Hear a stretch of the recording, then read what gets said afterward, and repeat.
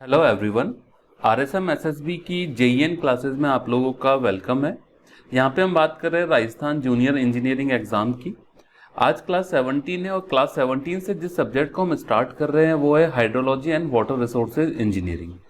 ठीक है, इससे पहले मैं आपको बता देता हूँ ब्रीफली, हम सर्वे इंजीनियरिंग की क्लासेस को खत्म कर चुके हैं। देन उसके बाद हमने स्ट्रक्चर्स के अंदर दोनों सब्जेक्ट कर लिए हैं, यानी स्ट्रेंथ ऑफ मटेरियल्स एंड दूसरा है थ्योरी ऑफ स्ट्रक्चर।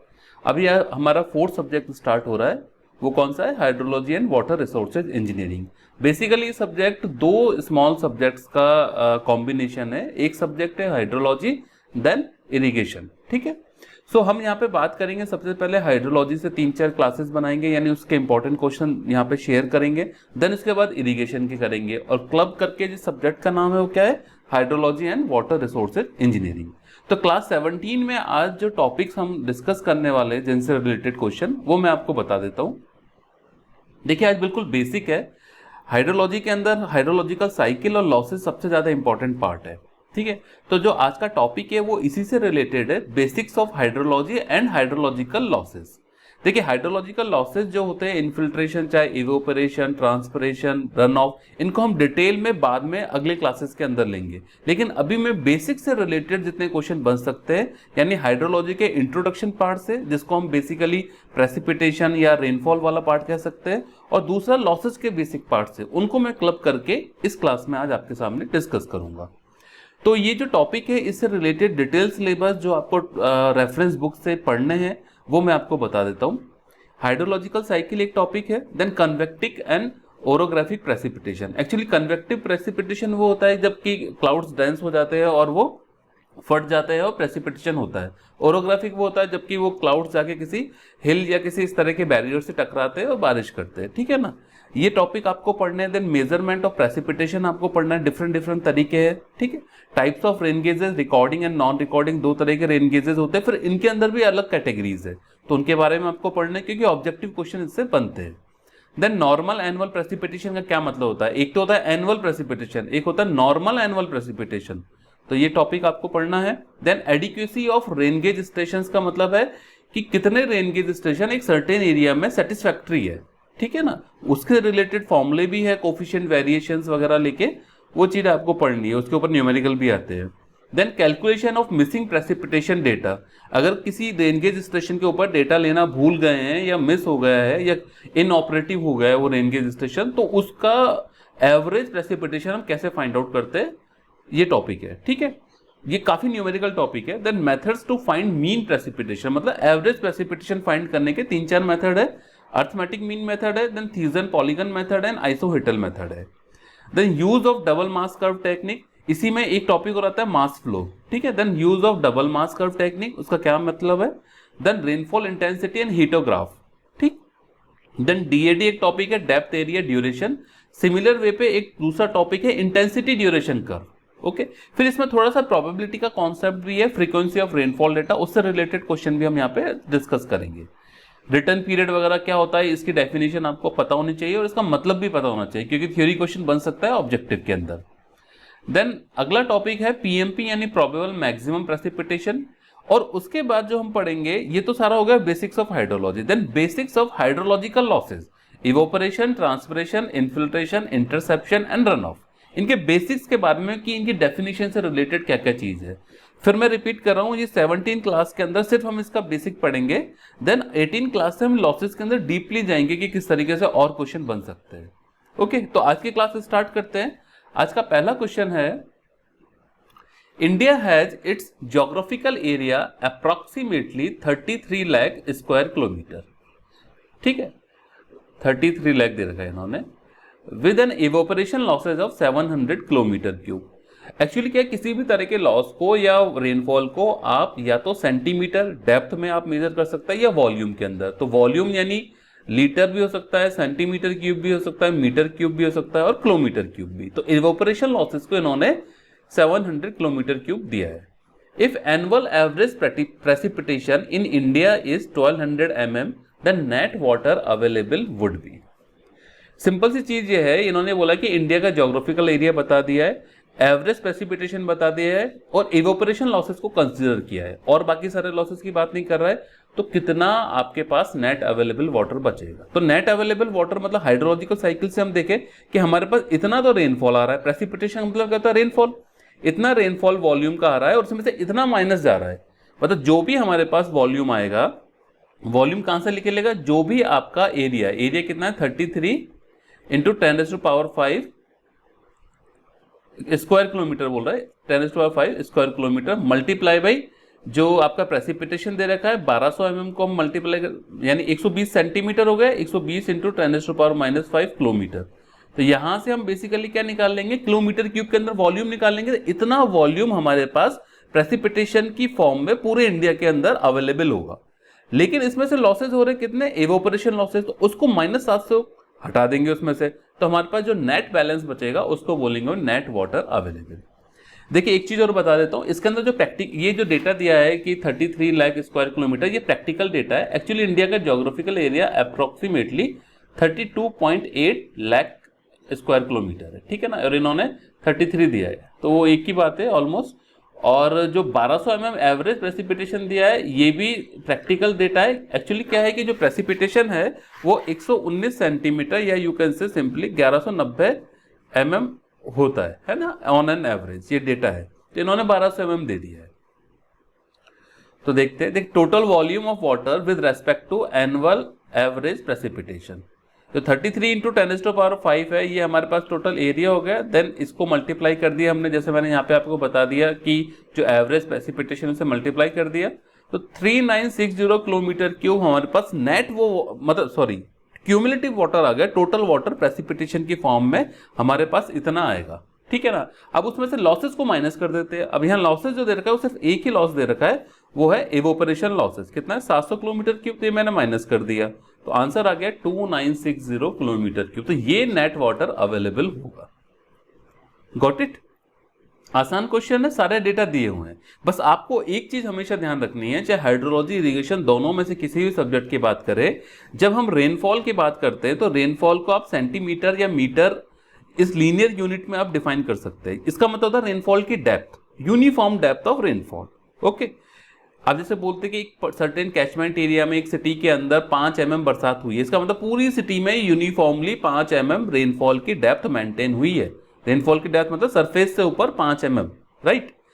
इसी रेनफॉल को आप रिप्रेजेंट कर सकते हैं सेंटीमीटर क्यूब, मीटर क्यूब या किलोमीटर क्यूब या लीटर के अंदर, वॉल्यूम के अंदर। कैसे करेंगे, जितनी रेनफॉल की डेप्थ, जैसे आपने कहा 5 mm की रेनफॉल डेप्थ हुई है और उस पूरे कैचमेंट एरिया यानी उस पूरे सिटी के एरिया से आपने मल्टीप्लाई कर दिया तो वॉल्यूम आ जाएगा। तो रेनफॉल को आप डेप्थ के सेंस में सिंगल यूनिट में और क्यूबिकल यूनिट दोनों के अंदर आप रिप्रेजेंट कर सकते हैं। सिमिलर वे में लॉसेस भी रेनफॉल से, रेनफॉल में जो आ रहा है उसी का लॉस हो रहा है, तो लॉसेस को भी आप इन्हीं दोनों यूनिट के अंदर आराम से रिप्रेजेंट कर सकते हैं।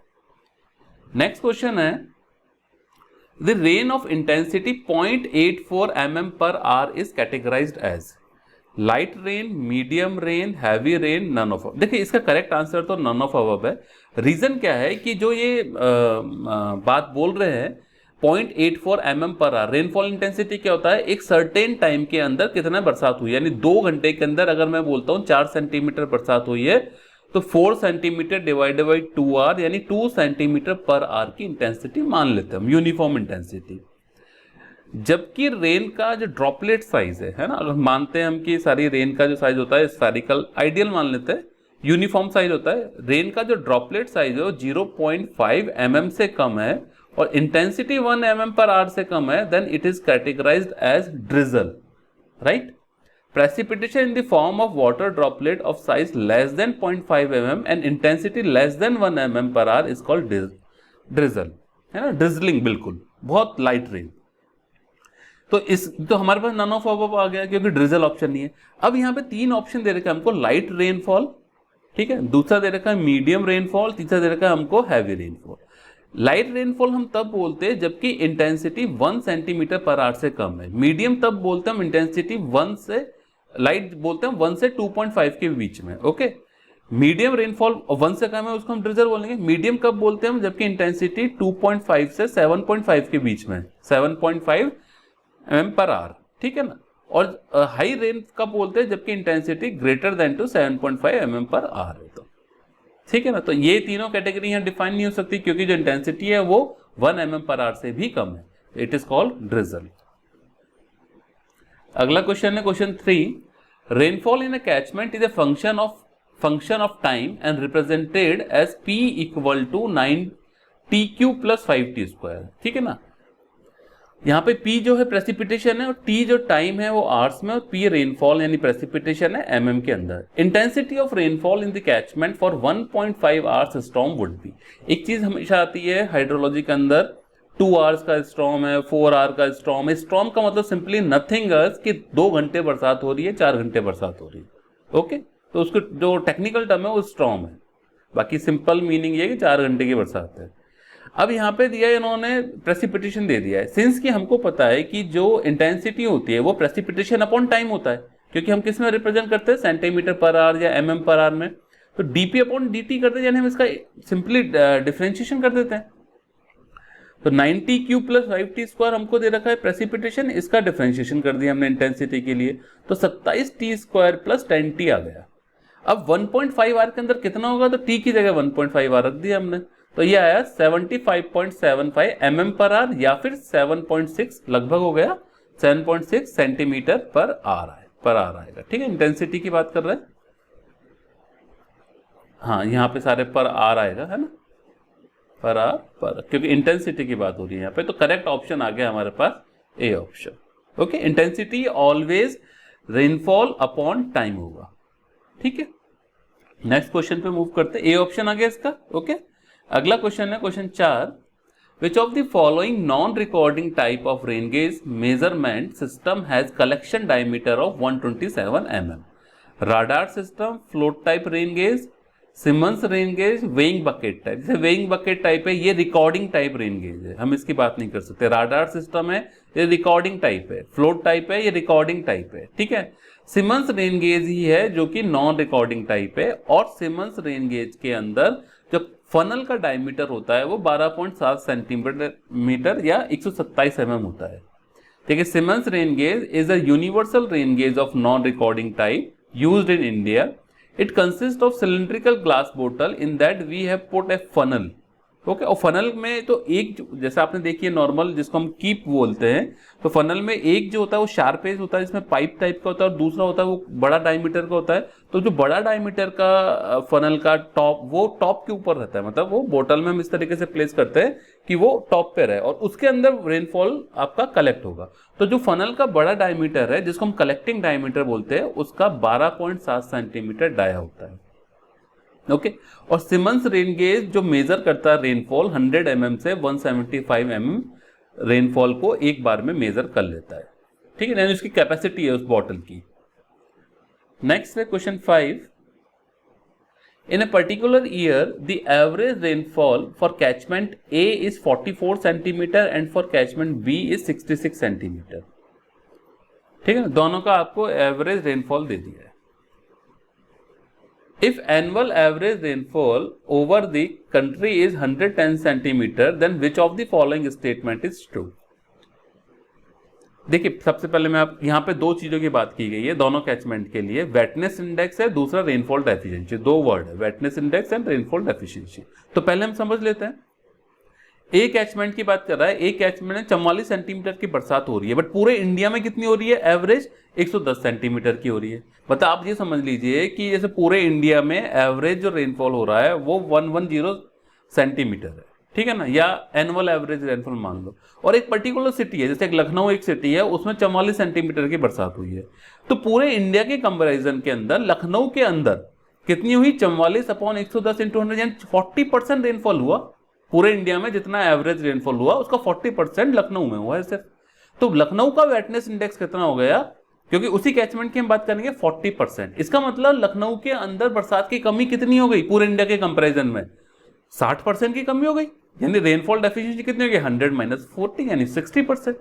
सिमिलर वे के अंदर वेटनेस इंडेक्स जब बी का निकालेंगे तो बी कैचमेंट में 66 सेंटीमीटर हो रहा है पूरे इंडिया के कंपैरिजन में। तो यहाँ पे 66/110 × 100 यानी 60% वेटनेस इंडेक्स हो गया।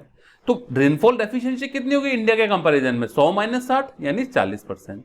अब ऑप्शन देख लीजिए, तो इसमें करेक्ट ऑप्शन बी बनेगा, जबकि कैचमेंट बी के लिए रेनफॉल डेफिशिएंसी 40% है। क्योंकि सी और डी और ए ऑप्शन है catchment A has वेटनेस index of 60%, गलत है क्योंकि वो 40% है। सी ऑप्शन है catchment A has rainfall deficiency of 40%, वो गलत है क्योंकि रेनफॉल डेफिशिएंसी 60% है। और both catchments A and B, यानी ये ऑप्शन गलत हो गया, ये गलत हो गया। Both catchments A and B have equal wetness index of 40, ये भी गलत है क्योंकि एक का 40% है, एक का 60% है। तो यहां से हमारे पास दो टर्म डिफाइन हुई है, एक वेटनेस इंडेक्स, एक रेनफॉल डेफिशिएंसी, दोनों आपको समझ में आ गई। अगला क्वेश्चन है, if the probability of occurrence of a drought at, drought का मतलब देखिए दो टर्म होती है, एक होता है ड्रॉट, एक होता है फेमाइन। ठीक है, ड्रॉट का मतलब होता है, आपने पढ़ा भी होगा, एक होती है अकाल, ठीक है ना, एक होता है सूखा। तो ड्रॉट का मतलब होता है सूखा, यानी रेनफॉल की डेफिशिएंसी है, हाईली डेफिशिएंट रेनफॉल है। और अकाल का मतलब होता है फेमाइन, यानी आपके पास ग्रेन नहीं है ना, अन्न नहीं है, भूखमरी जिसको आप बोलते हैं, स्टारवेशन, ठीक है, वो फेमाइन। तो ये कह रहा है if the probability of occurrence of drought at a place is more than 40%, then such an area is called drought prone area, severely drought prone area, acutely drought prone area and chronically drought prone area। इसका correct answer है D. Normally जो drought prone area होता है उसमें probability 20% से 40% के बीच में होती है। और अगर 40% से ज्यादा है प्रोबेबिलिटी, ठीक है ना, इट मीन्स ये हो गया कि आपकी मतलब इस समझ रहे, ड्रॉट प्रोन एरिया का मतलब है कि इस एरिया में ड्रॉट होने के चांसेस 20 से 40% है। अगर 40% से ज्यादा है किसी एरिया के लिए, इसका मतलब वो बहुत ज्यादा क्रॉनिकली ड्रॉट प्रोन एरिया है। ठीक है, देखिए if drought occurs in area with probability of 0.2 to 0.4, 0.2 से 0.4 का मतलब 20 से 40%, the area is classified as drought prone area. If the probability of occurrence of a drought at a place is more than 0.4, यानी 40% से ज्यादा, तो such area is called chronically drought prone area. Okay, तो ये D option अपना correct हो गया। Next question है question 7, according to IS 4987/1994, rain gauges वगैरह को डिफाइन करता है ये वाला code. How many number of rain gauge station would be sufficient for 39,000 square kilometre of plain area. देखिए मैं यहां पे आपको दो चीज बताता हूं। एक होता है WMO, वर्ल्ड मेट्रोलॉजिकल ऑर्गेनाइजेशन, जो पूरे वर्ल्ड का देखता है। एक होता है IMD, Indian meteorological department. World meteorological organisation के अकॉर्डिंग, और जो ये कोड बोलता है 750 स्क्वायर किलोमीटर में अगर प्लेन एरिया है तो एक रेन गेज स्टेशन सफिशिएंट है।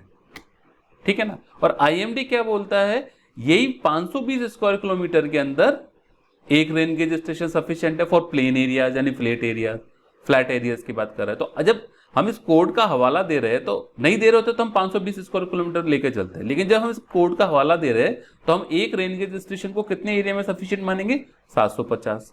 तो according to IS this, one rain gauge station is required in 750 square kilometre of plain area.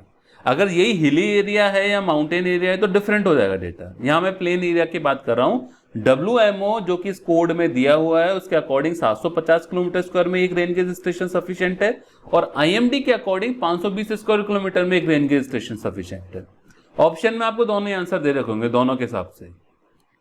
तो number of rain gauge station कितना होगा, total area 39,000 square kilometre divided by 750, तो 52 आ गए। यानी आपको 39,000 square kilometre में 52 number of rain gauge station establish करने पड़ेंगे। रेन गेज स्टेशन किसको बोलते हैं, जिस स्टेशन के ऊपर हमने एक इक्विपमेंट सेटअप कर रखा है जिसमें रेनफॉल को हम मेजर कर सकते हैं। ठीक है ना, रेनफॉल डेटा ले सकते हैं। नेक्स्ट क्वेश्चन है, in a catchment the rainfall is estimated with the help of 11 rain gauge stations corresponding to which the coefficient of variation of rainfall value is 32.12। CV दे दिया हमको 32.12, right? If the desired degree of percentage error in the estimation of catchment's mean rainfall is 10%, ठीक है, then the additional number of rain gauges would be, एक certain catchment area के अंदर 11 rain gauge station already, यानी existing station 11 है, और उसकी वजह से हमने दो डेटा कैलकुलेट किए, एक तो CV और एक E। अब हमको पहले फाइंड आउट करना पड़ेगा क्या उस कैचमेंट में जो 11 स्टेशन है वो ऑप्टिमम है, यानी उससे ज्यादा चाहिए या नहीं चाहिए। अगर हमारे पास आंसर आता है मान लो 15, जो ऑप्टिमम स्टेशन रिक्वायर्ड है उसकी वैल्यू 15 आ जाती है मान लो, तो इसका मतलब हमको 4 स्टेशन एडिशनली लगाने पड़ेंगे, क्योंकि 11 तो वहां एग्जिस्टिंग थे ही। तो इसका जो फॉर्मूला होता है optimum number of rain gauge station का, वो होता है n equal to CV upon E का होल स्क्वायर। तो CV 32.12, E 10, तो यहां से 10.32 स्टेशन हमको चाहिए। डेफिनेटली हम ये नहीं कह सकते कि 10 स्टेशन हमको नीडेड है, हमको डेफिनेटली 11 स्टेशन नीडेड होंगे। Okay, remember this thing. कुछ स्टूडेंट गलती कर सकते हैं, ठीक है, उसको 10 ही लिखा है कहीं, ऐसा नहीं है। 10 से ज्यादा वैल्यू है, इसका मतलब हम अगर हमारे पास मान लो हम 10 स्टेशन ही लेते, तो इसका मतलब जो ज्यादा वाला मतलब एक स्टेशन आपका ऐसा रह जाएगा एक जगह जहां का रेनफॉल डेटा आपके पास कलेक्ट ही नहीं हुआ, तो हम इसलिए स्टेशन 11 लेने पड़ेंगे। 11 स्टेशन हम यहाँ पे लेते हैं, हमारे ऑप्टिमम नंबर ऑफ 11 स्टेशन हमको चाहिए, 11 ही एग्जिस्टिंग है, इसका मतलब कोई भी एडिशनल स्टेशन की रिक्वायरमेंट ही नहीं है। So no additional station would be required, तो 0 आंसर आ जाएगा इसमें, क्योंकि इसने हमसे पूछा है कि कितने नंबर ऑफ एडिशनल स्टेशन चाहिए होंगे। अगला क्वेश्चन है the rainfall storms of magnitude 6.3, एक है 6, 3, 9, 6, 5, 6, 9, 4, कितना हो गया 2, 4, 6, 8 centimetre corresponding to 8 consecutive years occurs in a southern basin. यानी सदर्न बेसिन के अंदर, सदर्न यानी साउथ में कोई कैचमेंट एरिया है, बेसिन में और कैचमेंट एरिया एक ही बात होती है, उसमें 8 कॉन्जिक्यूटिव ईयर्स के अंदर जो रेनफॉल मैग्नीट्यूड है वो ये है 6 centimetre, 30 centimetre, 9 centimetre, like this. The respective mode and median of the given rainfall series would be. Mode एक वैल्यू होती है, मोड का मतलब क्या होता है, कोई भी वैल्यू कितने नंबर ऑफ टाइम्स रिपीट हुई है। मोड ऑफ रेनफॉल सीरीज के rainfall which occurs most often. अब यहाँ पे देखिए 9 जो आ रहे हैं वो 2 बार आ रहे हैं, लेकिन 6 आ रहे हैं वो 3 बार आ रहे हैं, 1, 2, 3, तो मोड क्या हो जाएगा इस सीरीज का 6 सेंटीमीटर। मीडियन क्या होता है, बीच वाली वैल्यू। अब यहाँ पे सिंस कि ये इवन नंबर है, तो यहाँ पे ये 3 हटा दो और ये 3 हटा दो, तो बीच में हमारे पास 2 डेटा बचता है 6 और 5, इसलिए इसका एवरेज हो जाएगा। तो मीडियन ऑफ रेनफॉल सीरीज 6 + 5/2 यानी 5.5 सेंटीमीटर। आंसर बन गया बी ऑप्शन। अगर मान लो आपको जैसे ये डेटा रखा है 5, 7, 9, 8, 6, इसका मीडियन पूछते हैं, तो यहाँ मीडियन सिंस की ये ऑड सीरीज है तो मीडियन 9 सेंटीमीटर हो जाएगा, लेकिन ऊपर वाली सीरीज जो है वो इवन सीरीज है, तो हमको 2 वैल्यूज जो बीच की है उनका एवरेज निकालना पड़ेगा। अगला क्वेश्चन है question 10। If one day rainfall of 13 centimeter was found at a particular place with a written period of 20 years. Written period का मतलब होता है कि जो हैपनिंग आज की डेट में हो रही है वो नेक्स्ट 20 ईयर्स के बाद, क्योंकि रिटर्न पीरियड 20 साल दे रखा है, नेक्स्ट 20 ईयर्स में एक बार और होगी वो हैपनिंग, ठीक है ना। इसको बोलते हैं रिटर्न पीरियड, कि जो हैपनिंग है, जो भी आज घटना घटित हो रही है, उसने अपने आप को दोबारा रिपीट किया है, कितने सालों के अंदर, 20 साल के, ठीक है। कभी 100 साल भी हो सकता है, 50 भी हो सकता है, 500 भी हो सकता है। दी प्रोबेबिलिटी, जैसे हम बोलते हैं ना कि कहीं पे मान लो वोल्केनो आया या कुछ आया, तो वो आज आया है, आज से फिर 100 साल बाद, 500 साल बाद आया है, इसका मतलब उस वोल्केनो का रिटर्न पीरियड कितना हो गया, 500 years. The probability that one day rainfall of this or larger magnitude will occur at least once in next 3 years would be, ठीक है। ये देखिए प्योर प्रोबेबिलिटी है। सबसे पहली बात, प्रोबेबिलिटी इक्वल टू क्या होता है, 1 रिटर्न पीरियड होता है। रिटर्न पीरियड कितना है यहाँ पे 20 ईयर्स, तो 1/20 हो गई। अब ये पूछ रहा है कि एटलीस्ट एक बार आने की नेक्स्ट 3 ईयर्स में क्या कितनी प्रोबेबिलिटी है, ठीक है ना। उसी रेनफॉल मतलब एक ऐसा रेनफॉल एक दिन के अंदर जिसमें 13 सेंटीमीटर की बारिश हो, ये कोई नॉर्मल रेनफॉल नहीं है, एक दिन के अंदर 13 सेंटीमीटर यानी 130 mm की बारिश हो, ऐसा रेनफॉल की 20 साल में एक बार आएगा, ये हमको बता दिया गया है। लेकिन उस रेनफॉल की अगले 3 साल के अंदर एक बार कम से कम आए, उसकी प्रोबेबिलिटी क्या है। तो एक बार एटलीस्ट एक बार आने की जो प्रोबेबिलिटी होती है 1 - Q⁴ होती है, और Q क्या है यहाँ पे 1 - P। देखिए probability of occurrence of rainfall ये हो गई, the required probability equal to 1 - Q⁴ और Q यानी 1 - P, ठीक है ना। Q मतलब P होती है प्रोबेबिलिटी होने की और Q होती है नहीं होने की, तो P की वैल्यू हमने यहाँ पे रख दी। n इक्वल टू 3 साल की बात करें तो n इक्वल टू 3 हो गया, तो इसको सॉल्व करेंगे, इट इज 1141/8000 यानी डी ऑप्शन करेक्ट है। प्रोबेबिलिटी से रिलेटेड इस तरह के क्वेश्चन एग्जाम में आएंगे, सारे क्वेश्चन बिल्कुल सिंपल है। ओके, ये मत कीजिए कि ये थ्योरी क्वेश्चन है, ये न्यूमेरिकल है, ऑलमोस्ट थ्योरी टाइप के क्वेश्चन है। जब आपसे कोई क्वेश्चन 30 सेकंड 50 सेकंड में सॉल्व होता है, it means it is almost theory question. Next question है, when specific information about the density of snowfall is not available, the water equivalent of snowfall is taken as. मतलब ये बोल रहा है simple से, ये थोड़ा डेटा आपको ध्यान रखना पड़ेगा कि स्नोफॉल की डेंसिटी के बारे में आपको कोई इंफॉर्मेशन नहीं दी हुई है, तो एक किसी सर्टेन स्नोफॉल के इक्विवेलेंट वाटर कितना होगा, तो हम नॉर्मली इसको 10% लेते हैं, ठीक है ना, स्नोफॉल के equivalent.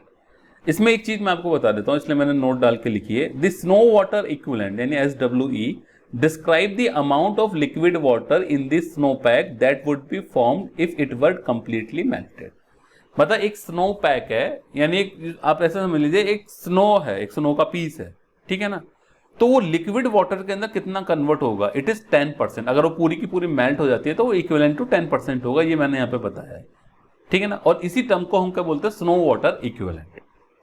SW is an important measure of availability of water resources since it relates to the runoff of rivers and variation in groundwater level।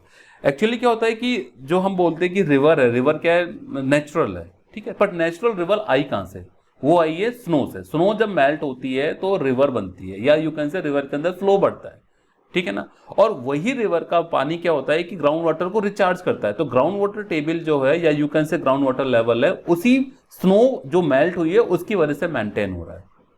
Okay,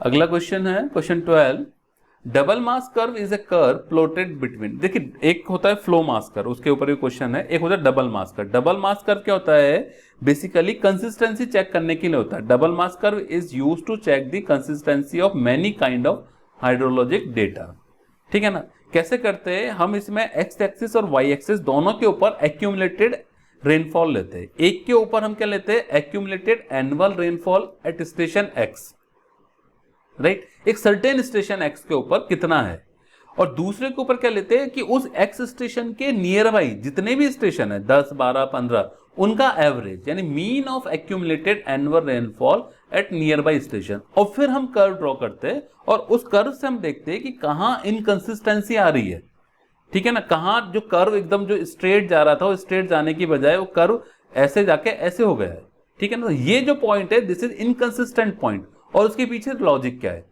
तो ये सारी चीजें हमको कहां से पता लगती है, डबल मास कर्व टेक्निक से, ठीक है ना। इसमें लिखा भी है, by comparing data for a single station, यानी वो x station with that of pattern compose of the data from several other station in the area.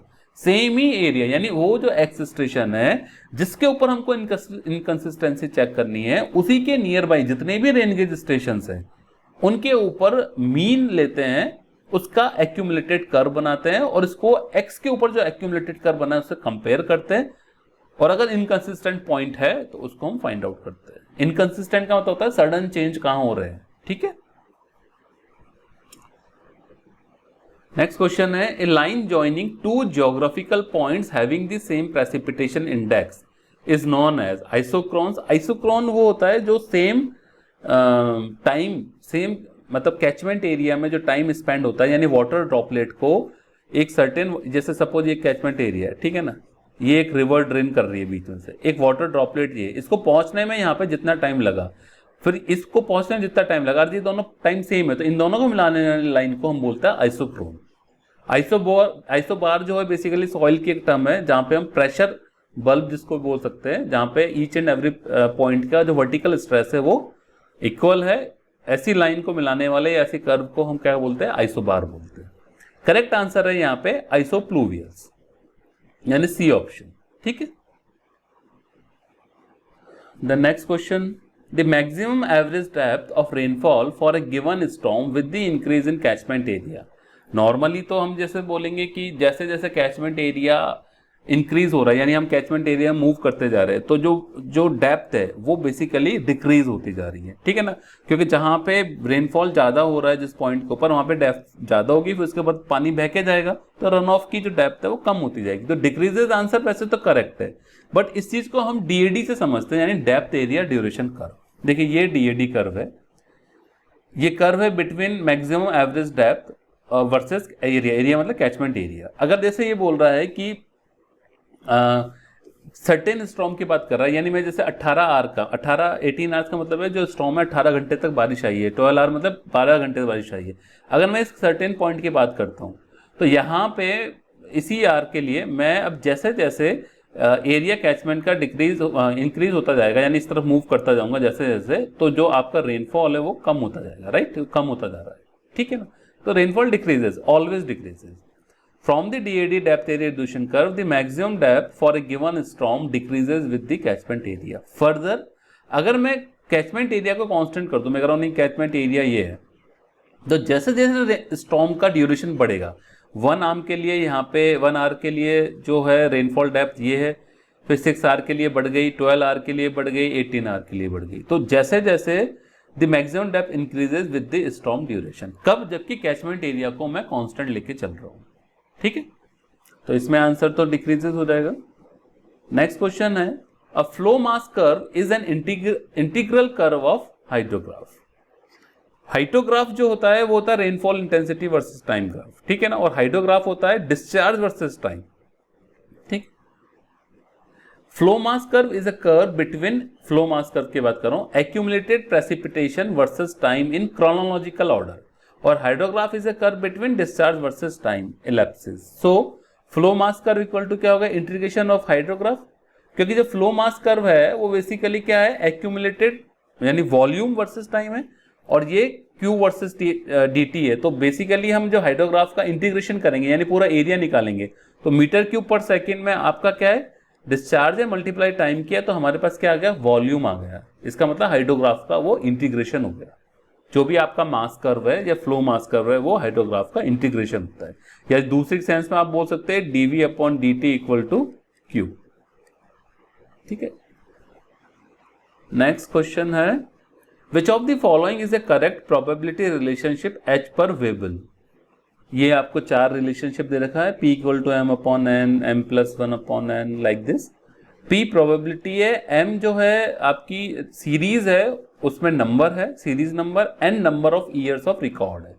तो वेबल के अकॉर्डिंग तो डी ऑप्शन करेक्ट है, ठीक है ना। लेकिन मैं आपको यहाँ पे कुछ और बता देता हूँ। कैलिफोर्निया मेथड के अकॉर्डिंग जो है P equal to m by n होता है, जो आपको ये ऑप्शन दे रखा है। हेजन के according P equal to m minus 0.5 by n होता है, ठीक है, जो आपका सी ऑप्शन है। गम्बल्स के according P equal to m plus c minus 1 upon n होता है। गम्बल मेथड हम फ्लड फोरकास्टिंग में यूज करते हैं। सी यहाँ पे कांस्टेंट है, बाकी आपको चीजें पता ही है। और वेबल के अकॉर्डिंग कितना होता है, P equal to m upon n plus 1। ये याद रखना, इसके ऊपर न्यूमेरिकल भी आ जाता है एग्जाम में। अगला क्वेश्चन है, a catchment area of 100 kilometre square is divided in 3 zones as below. Zone A B C area दे रखा है, यानी 100 स्क्वायर किलोमीटर के एरिया को 3 पार्ट में बांट दिया, एक 50 है, एक 25 है, एक 25 है, और तीनों के अंदर अलग अलग रन ऑफ है। देखिए रन ऑफ वेरी कर सकता है। रन ऑफ क्या होता है कि जो रेनफॉल का पानी आया उसमें से कुछ पानी तो धरती यानी आपकी मिट्टी के अंदर इनफिल्टर होकर चला गया। जो पानी इनफिल्ट्रेशन में या किसी और लॉसेस में नहीं जा रहा, वो क्या होता है, फ्लोर के ऊपर बहना शुरू कर देता है और फाइनली जाके स्ट्रीम के अंदर अपना कॉन्ट्रीब्यूशन देता है। तो जो पानी बह के जा रहा है फ्लोर के ऊपर, ठीक है, या तो फ्लोर के ऊपर या जस्ट फ्लोर के नीचे भी एक लेयर बहती है, ठीक है, इसको हम क्या बोलते हैं, रन ऑफ बोलते हैं। जो ऊपर फ्लो करता है उसको सरफेस रन ऑफ बोलते हैं, जो नीचे करता है उसको सब सरफेस रन ऑफ। अब अगर आपका फ्लोर सीमेंटेड है तो इन्फिल्ट्रेशन बहुत कम हो जाएगा और आपका जो फ्लोर के ऊपर बहने वाला पानी है वो बहुत ज्यादा हो जाएगा, यानी रन ऑफ बढ़ जाएगा। अगर वहीं पे आपका फॉरेस्ट एरिया है तो इन्फिल्ट्रेशन बहुत ज्यादा हो जाएगा और जो रन ऑफ है वो बहुत कम हो जाएगा। तो रन ऑफ बेसिकली फ्लोर की या सरफेस की कैरेक्टरिस्टिक्स के ऊपर डिपेंड करता है। तो इस हिसाब से हमने एक पूरा कैचमेंट एरिया समझ लीजिए आप, उस कैचमेंट एरिया के अंदर 3 अलग अलग जोन में डिवाइड कर दिया, एक ए हो गया, एक बी हो गया, एक सी हो गया। तीनों के अंदर अलग अलग रन ऑफ है क्योंकि तीनों की सरफेस कैरेक्टरिस्टिक्स अलग अलग है, ठीक है।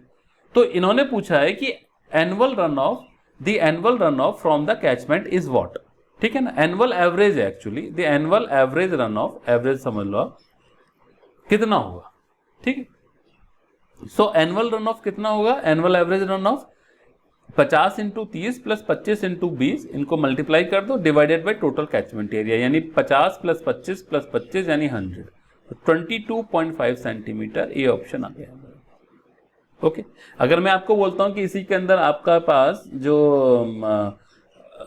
अगर रेनफॉल है, रेनफॉल आपके पास मान लो 120 सेंटीमीटर है, ठीक है ना, एनुअल एवरेज। तो आपके पास रन ऑफ कोफिशिएंट क्या हुआ, एवरेज। तो रन ऑफ कोफिशिएंट जिसको हम सी से लिखते हैं वो क्या होता है, रन ऑफ अपॉन रेनफॉल। तो यहाँ पर आपका आवाज एवरेज रन ऑफ आया 22.5 डिवाइडेड बाई 120 कर देंगे, ठीक है, रेनफॉल। ओके, नेक्स्ट क्वेश्चन आता है, transpiration loss is a loss result from water evaporation from the building, नहीं। Water evaporation from the stream, water evaporation from the leaves of the trees, नहीं, none of our, D option आएगा। देखिए ये जो पहला बता रखा है water evaporation from the building, इसका मतलब रेनफॉल का पानी आया बिल्डिंग के ऊपर, उसकी छत वगैरह के ऊपर पानी आया या उसके फ्लोर पे आया और वहीं से इवेपोरेट हो गया, that type of loss is called interception loss, ठीक है ना। दूसरा है water evaporation from the stream, जो स्ट्रीम में नदियों में पानी बह रहा है वो इवेपोरेट हो रहा है, it is called simply evaporation loss. तीसरा है water evaporation from the leaves of the tree, कि पेड़ की पत्तियों के ऊपर बरसात का पानी गिरा प्रेसिपिटेशन का और वहीं से इवेपोरेट हो गया, it is also called interception loss, जिसको हम इनिशियल लॉसेस भी बोल सकते हैं, ठीक है। लेकिन यहां पे पूछ रहे हैं ट्रांसपिरेशन लॉस क्या है। तो ट्रांसपिरेशन लॉस जो होता है बेसिकली वो ये होता है कि जो ऑलरेडी सॉइल के अंदर पानी है, जो रूट है एक ट्री की या एक प्लांट की, उस पानी को एब्जॉर्ब करेगी, एब्जॉर्ब करने के बाद वो वाटर स्टेम में, यानी जो पेड़ का या प्लांट का तना है, स्टेम है, उसमें राइज करेगा और वो पानी लीव्स तक जाएगा, तभी तो लीव्स के अंदर जो ग्रोथ होती है, ठीक है ना, लीव तक जाएगा। और लीव्स और स्टेम के अंदर क्या छोटे छोटे पोर्स होते हैं, उन पोर्स से जब उनके ऊपर रेडिएशन पड़ेगा धूप का तो पानी वहां से इवोपरेट हो जाएगा, that loss is called transpiration loss. Basically loss कौन से पानी का हुआ, जो सॉइल के अंदर पानी है उसका लॉस हुआ है ना। तो this is called transpiration loss, but हुआ कैसे, through the stem and leave of plant. और वो राइज क्यों कर रहा है, कैपिलरी फैट की वजह से राइज कर रहा है। D option, transpiration is the loss of water from a plant in the form of water vapour. Water is absorbed by roots from the soil and transported as a liquid to the leaves via xylem. In the leaves, small pores allow water to escape as a vapor। और क्यों हो रहा है, क्योंकि उसके ऊपर radiation पड़ रहा है, रेडिएशन यानी धूप पड़ रहा है, धूप की वजह से पानी इवोपरेट हो रहा है। ओके, नेक्स्ट है question 19, the normal annual precipitation of 4 rain gauge station. देखिए मैंने आपको उस समय सिलेबस के टाइम भी बताया था कि ये वाला जो क्वेश्चन है वो मिसिंग रेन, मतलब हमने 4 PQRS 4 के ऊपर हमको रेनफॉल मेजर करना था, बट एक स्टेशन पे हम रेनफॉल मेजर करना भूल गए या वो खराब हो गया, तो हम उसके मिसिंग स्टेशन के ऊपर रेनफॉल डेटा कैसे फाइंड आउट करेंगे, वो फाइंड आउट करना है हमको।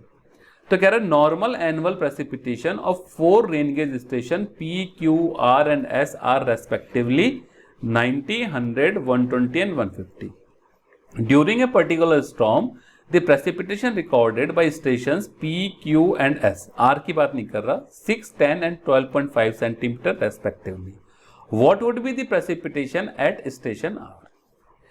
ठीक है, देखिए एक सर्टेन ईयर के अंदर जो प्रेसिपिटेशन होता है, मान लो 5 सेंटीमीटर हुआ, उसको हम बोलते हैं एनुअल एवरेज प्रेसिपिटेशन। जैसे आज कुछ हुआ, 10 दिन बाद हुआ, 3 दिन बाद हुआ, 5 दिन बाद हुआ, 365 दिन का निकाल के उसको एवरेज कर देते हैं, हम बोलते हैं एनुअल एवरेज। लेकिन यही डेटा अगले 30 साल तक हम रिकॉर्ड करते जा रहे हैं, फिर 30 साल का जो डेटा आ गया उसी पर्टिकुलर कैचमेंट पे उसका जो एवरेज कर रहे हैं, that is called normal annual precipitation. दो अलग अलग चीजें, एक है एनुअल प्रेसिपिटेशन, एक है नॉर्मल एनुअल प्रेसिपिटेशन। जो नॉर्मल एनुअल प्रेसिपिटेशन है उसी पर्टिकुलर कैचमेंट का 30, 35, 40, 50 सालों का एवरेज है, और जो एनुअल प्रेसिपिटेशन है वो उसी साल का डेटा है, ठीक है। तो अब यहां पे एक चीज समझिए, जो आर की वैल्यू है जिसके ऊपर हमको मिसिंग इस साल का जो मिसिंग डेटा प्रेसिपिटेशन निकालना है, उस पर नॉर्मल प्रेसिपिटेशन दे रखा है, वो 120 सेंटीमीटर दे रखा है। अब यहाँ पे 2 रूल फॉलो होते हैं। अगर ये जो आर की वैल्यू इसका 10% का कितना हो गया, यानी 12 सेंटीमीटर हो गया, तो 120 प्लस माइनस 12 सेंटीमीटर, यानी आपके पास रेंज बन गई 108 से लेके 132 सेंटीमीटर। अगर बाकी जो 3 स्टेशन बचे हैं उसमें एक भी स्टेशन 108 से 132 के बियॉन्ड चला गया, जिसका नॉर्मल प्रेसिपिटेशन, तो हम जो मेथड यूज करते हैं that method is called normal area ratio method, ठीक है। अब यहां पे देखिए पी स्टेशन का नॉर्मल प्रेसिपिटेशन कितना है, 90, तो 108 से कम हो गया, बियॉन्ड चला गया। क्यू का भी बियॉन्ड चला गया, और आर का एस का भी बियॉन्ड चला गया क्योंकि 132 से ऊपर निकल गया। तो यहाँ तो तीनों स्टेशन का बियॉन्ड चला गया। लेकिन अगर एक भी स्टेशन का बियॉन्ड चला जाता है तो हम जिस फॉर्मूले को यूज करते हैं that formula is normal area ratio method. और अगर तीनों स्टेशन के पी, क्यू एंड एस के जो नॉर्मल एनुअल प्रेसिपिटेशन है वो इसी रेंज में रहते हैं 108 से 132 पी, तो हम क्या करते हैं सिंपली इन तीनों का 6 + 10 + 12.5 डिवाइडेड बाय 3 इस तीनों का एवरेज करते हैं और जो वैल्यू आती है हमारे पास हम बोल देते हैं कि वही प्रेसिपिटेशन होगा आर स्टेशन का जो कि मिसिंग है। लेकिन सिंस की ऐसा है नहीं क्योंकि ये जो आर का जो नॉर्मल प्रेसिपिटेशन है उसकी ±10% वैल्यू से बियॉन्ड जा रहे हैं बाकी सारे, ठीक है। इसलिए हम normal area ratio method use कर रहे हैं। And according to this method जो प्रेसिपिटेशन ऑफ आर होता है this is equal to N R यानी normal precipitation at R station divided by 3 से डिवाइड क्यों किया क्योंकि 3 स्टेशन ही बचे अभी अपने पास पी क्यू एस। फिर यहाँ पे P P upon N P, P जो है उसी साल का प्रेसिपिटेशन है, एन पी जो है पी स्टेशन पे 30, 40, 50 साल का यानी नॉर्मल प्रेसिपिटेशन है। ऐसे ही हमने क्यू पे किया, ऐसे हमने एस पे किया, सारी वैल्यूज रख दी, इसको सॉल्व किया तो 10 सेंटीमीटर हमारे पास मिसिंग डेटा आ गया जो कि आर के ऊपर है यानी डी ऑप्शन। समझ रहे हैं? यहाँ पे दो फॉर्मूले यूज कर सकते हैं आप, या तो तीनों का एवरेज निकाल लो या normal area ratio method. Normal area ratio method तब यूज करेंगे जो भी स्टेशन इनऑपरेटिव है यानी जिसके ऊपर मिसिंग है, जो स्टेशन जिसके ऊपर डेटा मिसिंग है इस साल का प्रेसिपिटेशन का, उसकी बाकी जो स्टेशन है उस पे जो इसका नॉर्मल प्रेसिपिटेशन है उससे 10% की रेंज से कोई भी स्टेशन बाहर निकल रहा है, तब हम normal area ratio method use करते हैं। और अगर एक भी स्टेशन बाहर नहीं निकल रहा है तो हम नॉर्मली क्या करते हैं, हम उसका सबका एवरेज निकाल देंगे और बोल देंगे हम मिसिंग स्टेशन के ऊपर ये प्रेसिपिटेशन होगा। Got it? नेक्स्ट क्वेश्चन है the maximum interception loss occurs in dense plant, leaves with moisture, dry leaves, grassland. देखिए सबसे करेक्ट आंसर तो सी है। इंटरसेप्शन लॉस क्या होता है, मैंने पहले भी बताया कि जो पानी है वो रेनफॉल का डायरेक्टली आया चाहे बिल्डिंग पे या प्लांट के ऊपर, वहीं से इवोपरेट हो गया। अब जो ड्राई लीव होगी, ड्राई लीव की होती है, यू कैन से कि ऑलमोस्ट ये लीव है वो डेड हो गई है, उसके ऊपर पानी पड़ा तो बट वो एब्जॉर्ब नहीं करेगी मॉइस्चर को। क्यों एब्जॉर्ब नहीं करेगी? क्योंकि वो डेड हो चुकी है, उसको जरूरत ही नहीं बची है पानी को एब्जॉर्ब करने की। तो जितना भी पानी लीव के ऊपर पड़ा वो तुरंत ही वहां से पूरा की पूरा वॉल्यूम रहेगा इवोपरेट होने के लिए। लेकिन अगर लीव के अंदर थोड़ा भी मॉइस्चर होगा तो कैपिलरी इफेक्ट से उस जो पानी रेनफॉल का आ रहा है और लीव के ऊपर पड़ रहा है लीव की सरफेस पे, उसको भी वो मतलब एक्सट्रैक्ट कर लेगा। तो जो वो इंटरसेप्शन लॉस के लिए यानी अब जो इवोपरेशन के लिए पानी बचेगा वो कंपेरेटिवली कम बचेगा, ठीक है ना। तो इसलिए dry leave is best option है जिसके ऊपर पानी पड़ने के बाद सबसे ज्यादा इवोपरेशन होने के चांसेस है यानी इंटरसेप्शन लॉसेस के चांसेस है। जितने भी तरह के लॉसेस है उसमें पानी इवोपरेट ही हो रहा है मैक्सिमम है, डिप्रेशन लॉस को छोड़ के बाकी सब में पानी इवोपरेट ही हो रहा है। तो सारे लॉसेस इवोपरेशन से ही लिंक है, बट सब अलग अलग तरीके से। कोई स्ट्रीम से डायरेक्ट इवोपरेट हो रहा है, कोई रन ऑफ के थ्रू बह रहा है, कोई प्लांट से इवोपरेट हो रहा है, कोई सॉइल का पानी फिर प्लांट में जा रहा है, लीव में जा रहा है, फिर इवोपरेट हो रहा है, राइट। देखिए यहां पे मैंने आपको इंटरसेप्शन लॉस की डेफिनेशन समझाई है। Before precipitation reaches the ground A part of it may be caught by the vegetation and subsequently evaporated, है ना। जैसे ही प्रेसिपिटेशन नीचे आ रहा है तो सिंस के प्लांट है वो तो खड़ा हुआ है तो जमीन पे पहुंचने से पहले प्लांट की लीव्स पे पहुंच जाता है प्रेसिपिटेशन और वहीं से इवोपरेट हो जाता है। That is called interception loss. Interception loss भी इनिशियल लॉस है, ठीक है। इनिशियल लॉस में हम दो तरह के लॉसेस डिफाइन करते हैं। इनिशियल लॉसेस की बात कर रहा हूं मैं, एक होता है इंटरसेप्शन, दूसरा होता है डिप्रेशन। डिप्रेशन होता है कि जैसे ही पानी नीचे पड़ा सबसे पहले गड्ढे वड्ढे जो है वो फिल होंगे। इंटरसेप्शन लॉस होता है कि पानी सरफेस के ऊपर आने से पहले ही बिल्डिंग या प्लांट के थ्रू कैप्चर हो गया और वहीं से इवोपरेट हो गया, ओके। और आज का लास्ट क्वेश्चन है question 21। Following data are pertaining to an isohedral map. ये दे रखा है डेटा 1 2 3 6 रीडिंग दे रखी है ठीक है ना, उनके सर्टेन कैचमेंट एरिया दे रखे हैं। The average precipitation would be, देखिए एवरेज प्रेसिपिटेशन निकालने के 3 मेथड मैंने आपको सिलेबस में बताए थे। एक तो अर्थमेटिकल एवरेज है, दूसरा थीजन पॉलीगन मेथड है और तीसरा आइसोहेड्रल मेथड। तो आइसोहेड्रल मैप के अंदर जब एवरेज प्रेसिपिटेशन निकालते हैं तो हम ये फॉर्मूला यूज करते हैं A1 P1 + P2 + A2 P2 plus P3 plus A3 P3 plus upon total area. अब यहाँ पे पहला देखिए A1 कितना है, 100 किलोमीटर स्क्वायर है कैचमेंट एरिया। जो प्रेसिपिटेशन है, अब ये प्रेसिपिटेशन है, मैंने 12 प्लस 12 लिखा है, अपॉन 2 किया है। दूसरे वाले केस के अंदर मैंने यहाँ 150 लिखा है, बट 12 प्लस 110 लिखा है, क्योंकि 12 से 10 हो गया। यहाँ पैरेलल, यही इंपॉर्टेंट चीज है क्वेश्चन में लेने की, कि स्टेशन से 12 का मतलब होता है कि जो प्रेसिपिटेशन है वो ऑलमोस्ट पॉइंट रेनफॉल है, यानी उस पर कोई रेंज ही नहीं है, यानी दोनों वैल्यूज उसकी 12-12 है। स्टेशन का मतलब भी सेम कांस्टेंट वैल्यू है, क्योंकि इसको स्टेशन रेनफॉल या पॉइंट रेनफॉल बोल सकते हैं। इसलिए मैंने 12 प्लस 12 अपॉन 2 किया है, रिमेंबर दिस थिंग। और यहां पे क्या करूंगा मैं, 12 प्लस 10 करूंगा। अगर यही स्टेशन की जगह मैंने लिखा होता मान लो 14 से 12, तो मैं यहां पे करता 14 प्लस 12 अपॉन 2। बस यही समझने की चीज है, बाकी तो आपने सारी वैल्यूज रख देंगे फॉर्मूले के अंदर, निकाल लेंगे तो 9.16 सेंटीमीटर आ जाएगा, यानी ए ऑप्शन। सो ये आज की क्लास ओवर हो गई। देखिए इसमें जो मैंने न्यूमेरिकल लिए हैं वो न्यूमेरिकल इंडिकेटिव न्यूमेरिकल से जिस तरह के न्यूमेरिकल एग्जाम में आ सकते हैं, कुछ कैलकुलेशंस में प्लस माइनस करके आपके सामने एग्जाम में क्वेश्चन आ सकता है। बट मैंने वो सारे पॉइंट्स पकड़ने की कोशिश की है जो आपको कंफ्यूजिंग है। जैसे इसी क्वेश्चन में स्टेशन डैश 12 का मतलब क्या है, ठीक है ना।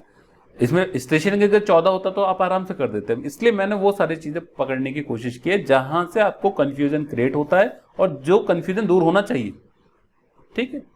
तो ये वाला टॉपिक हमारा ओवर हो गया, क्लास ओवर हो गई। नेक्स्ट क्लास 18 जो है उसके अंदर हम लॉसेस को हम डीपली, लॉसेस से डीपली क्वेश्चन लेंगे। जैसे हम मोरलेस इवोपरेशन और इन्फिल्ट्रेशन लॉसेस से रिलेटेड अगला हमारे पास टॉपिक होगा, ठीक है, जिसमें फाई इंडेक्स, डब्ल्यू इंडेक्स की बात करेंगे।